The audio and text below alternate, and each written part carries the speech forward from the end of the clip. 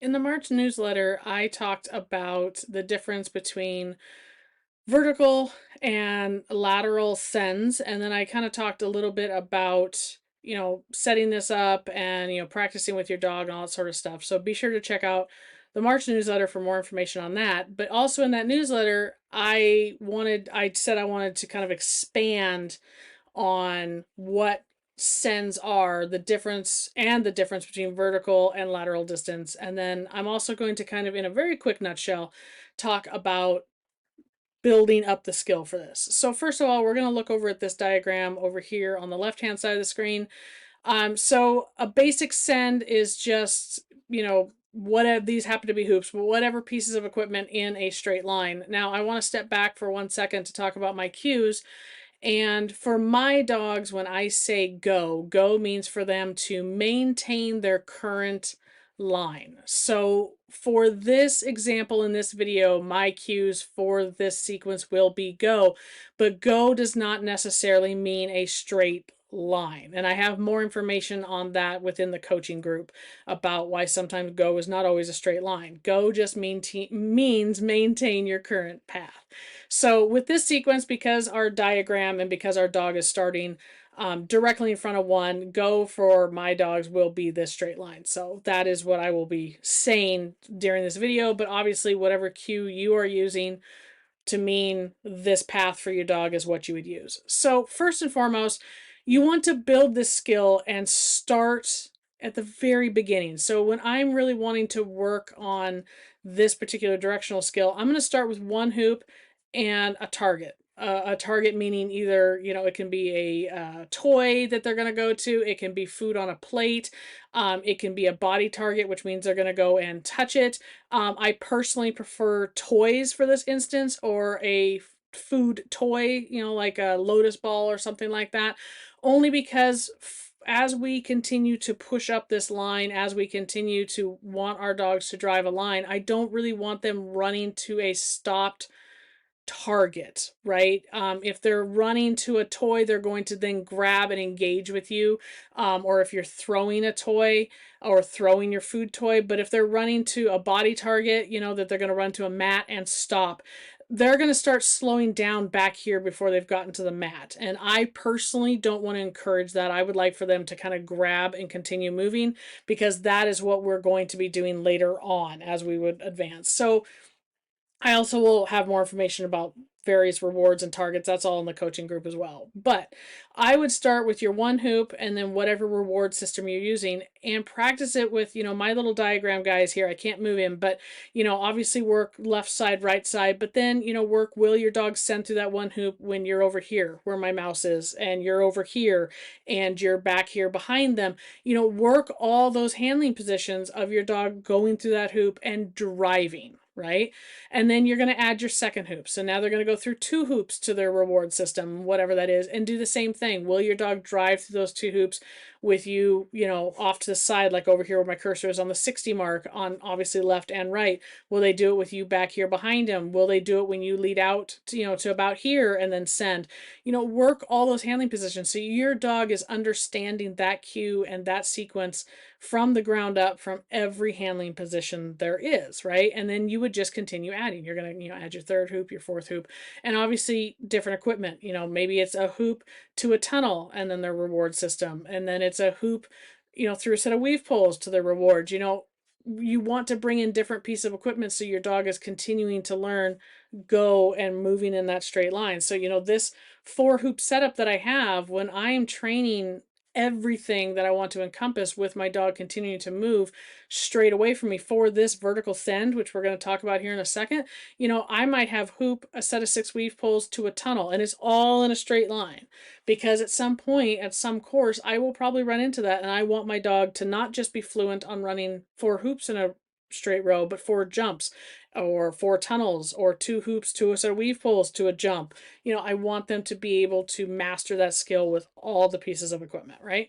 And you're going to continue building that. Now, here's my big thing. When your dog is sending, let's say you've backed up, you've done it, from hoop 1, you've built it all up, you're now sending through 4 hoops or 4 jumps, whatever it is, to your reward. My thing is it's the quality of the send. It's, does your dog go through those 4 hoops well, or is he just doing it? And to me, there is a difference. If I am sending, let's say my handler diagram, let's say I stay here and I am dead sending my dog all the way through these 4 hoops to a target, but as my dog goes through hoop number 2, they head check me. As my dog goes through hoop number 3, they're slowing down, they're head checking me, their stride has shortened. That is no good for me.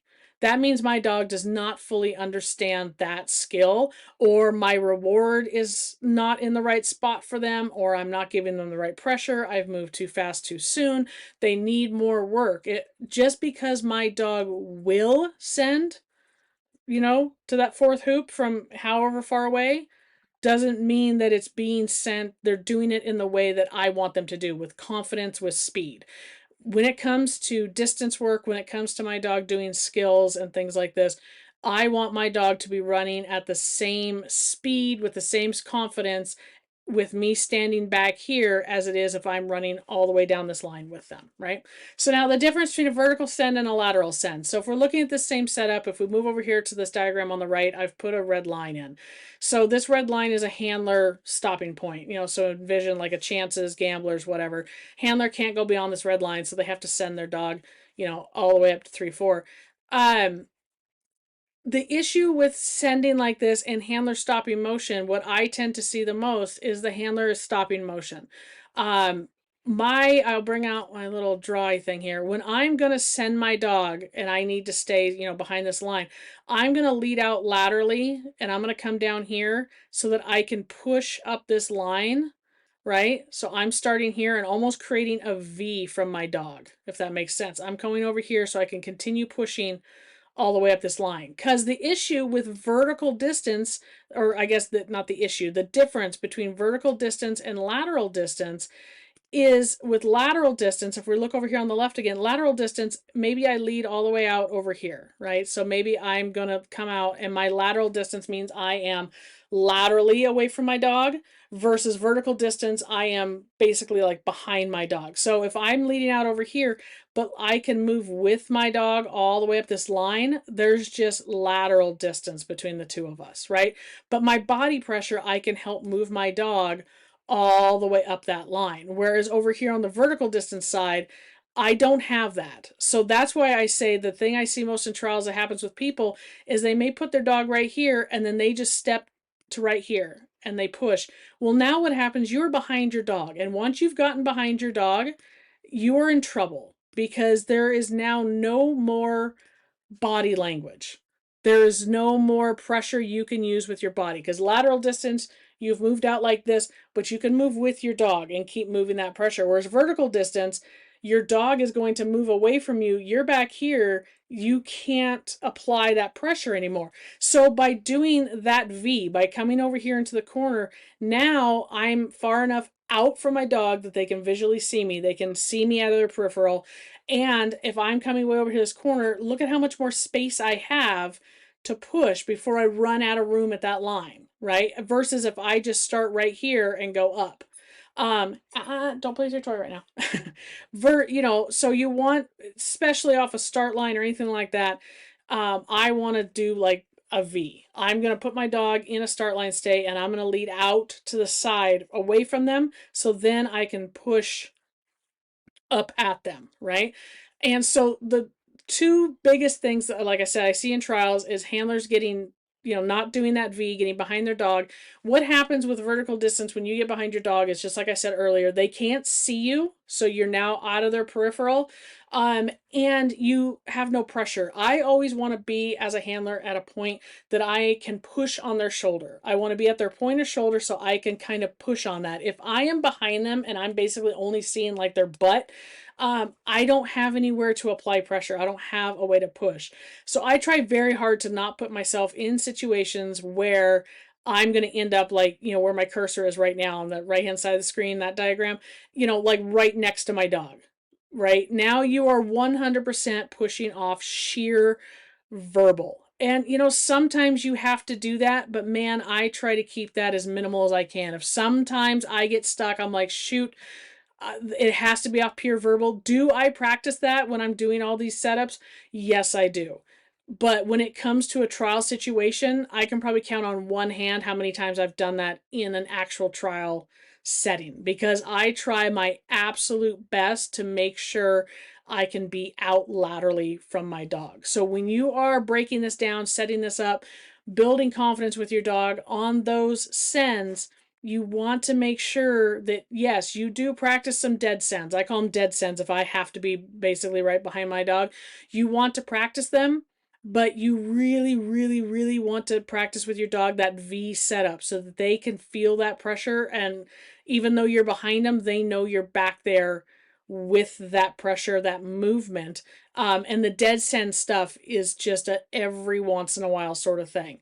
I also don't like dead sends, just off on another topic. I also don't like dead sends because if we've got our number 4 hoop, if we're over here on the right hand side of the screen again, and let's say you are back here, you've come right up and now you're right at this line, and let's say my logo's in the way, but let's say there's, another jump or a hoop over on this side, you're so much behind that dog that they probably don't even know what side you are on. So if you're here and you're just tucked right up next to this hoop, and then you're going to do, say, a switch, they're not going to see that body language because you're so just tucked in behind them. And they might not even know where you are. Maybe they thought that you already crossed behind, so that's not really a switch anymore. And no different if we put it over here and you're going to do a come, you're tucked in so far behind they can't really see you.